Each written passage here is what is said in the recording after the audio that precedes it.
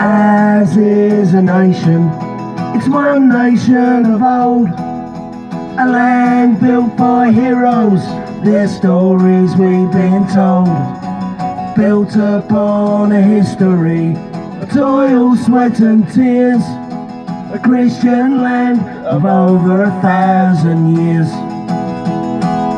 But listen to me people, these words you can't ignore. Today England needs her sons and her daughters like never before. Feel the pride, hear the call, from Land's End to Adrian's Wall. This is England, the land of St. George. Hear the call, hear the pride. This is England. It's not just England, it's America, Australia, New Zealand, India. England is based on English common law, and that is what the British Empire left behind it: democracy and English common law. A law system designed to protect its people from tyranny. Well, now this law system is being used to oppress us. Now, how has this come about? Well, for centuries Europe was held in a vice-like grip of the Catholic Church. This discipline formed us into a united people. Then the Reformation came along, where we got rid of the tyranny of the Catholic Church and its selling heaven for money. And we got the Reformation, went back to the Bible and the true teachings of Christ.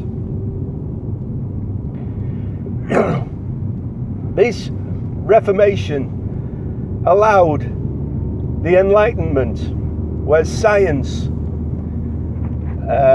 developed the truth, empirical truth, how we developed from trusting in God to being able to do open heart surgery and brain surgery through evidence and experiment and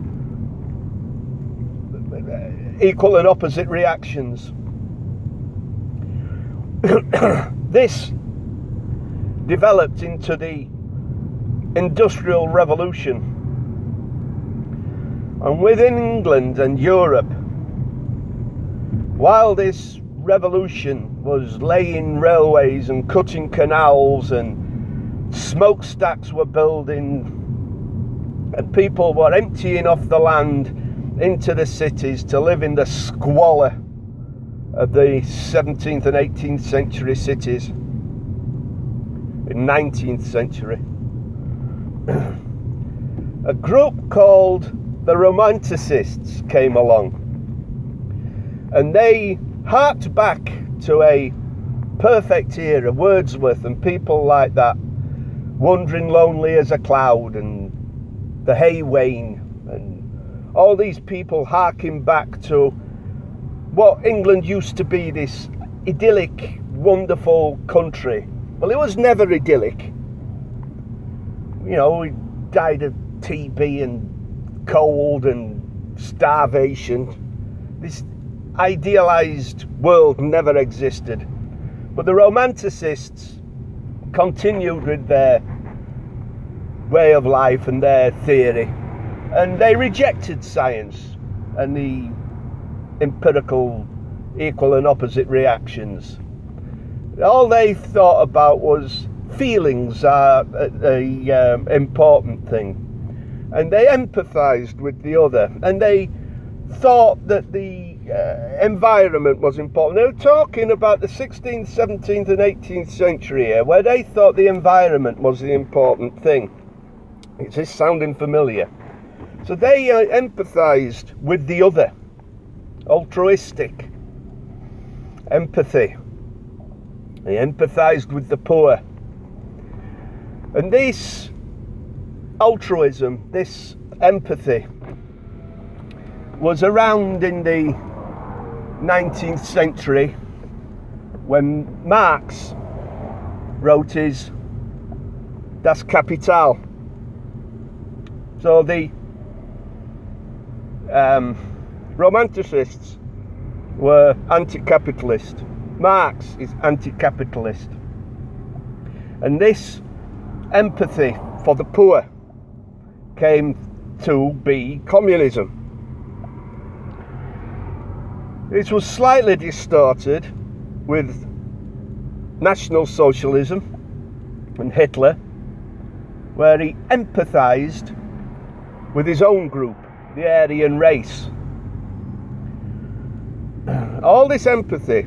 Now, empathy sounds, and altruism sounds like a good thing, but a mother bear empathizes with its cub. Don't you fucking dare get between them. She will tear you limb from limb. And this is what happened with Stalin. They hated the rich. So they killed them all. And then property became theft. So all the peasant farmers, or the ones that were just above peasants, they were what they called the kulaks. They had 6 cows and a house, and the peasants that didn't have any cows or houses denounced these people, and they all got rounded up, shipped off to Siberia, and they all froze to death. And 6 million people died of starvation in Ukraine. So the empathy then got switched to the nation state. Hitler could see this happening, the Germans could see this happening. There was communist battles in Germany in 1919 and on the streets, gun battles. Then they went through the recession, Great Depression, 1933 or whatever it was, and rose out of it. But they picked on the Jews. So he come out of the, he was a socialist, empathising, altruism for the group. But if you're not in the group, you're killed. After the Second World War, the socialists somehow managed to discredit or fix National Socialism on the far right, as they call it. Now, the far right, right and left, dates back to the King of France, where the landed gentry sat on the king's right and the peasants sat on the king's left. Now, Hitler was not the landed gentry, he was on the peasants' left.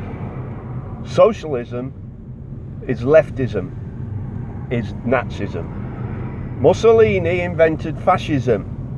He was an out-and-out Marxist, a revolutionary, as are the Democrats in America, the Labour Party in Britain, backed up by their street thugs, the black shirts of Antifa, brainwashed muppets. So, who are they blaming now? Well, in Britain, the police will now give special treatment to people who can't speak English. Judges give harsher sentences to people who rape Asian girls rather than white girls, because the Asian honour is better than the white honour. Hate crimes can only be committed by white people. So we now get a situation where the Romantics idolized the other. They idolized the Oriental. They idolized the Muslims. This has come down through the generations, from grandma to grandma to grandma. This romanticism morphed into communism, morphed into Nazism, now morphed into postmodernism.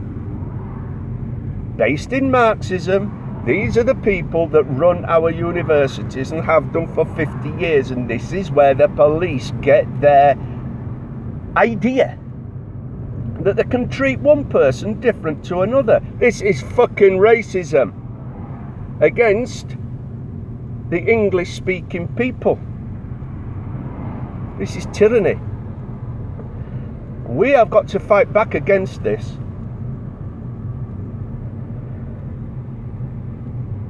We are going to set up a nationwide leafleting organisation in different towns, small groups, 4 or 5 people, make it 6. So on a weekend, 4 of you can go out every weekend and leaflet 8 or 9 pubs, 3 or 4 different villages, in, out, quickly.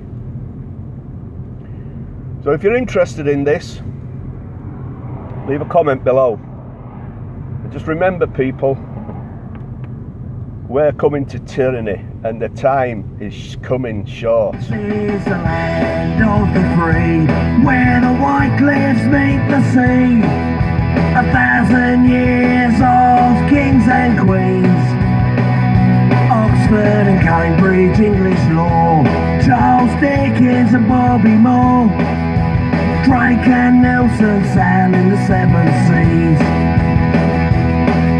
But listen to me, people, these words you can't ignore. Today England needs her sons and her daughters like never before.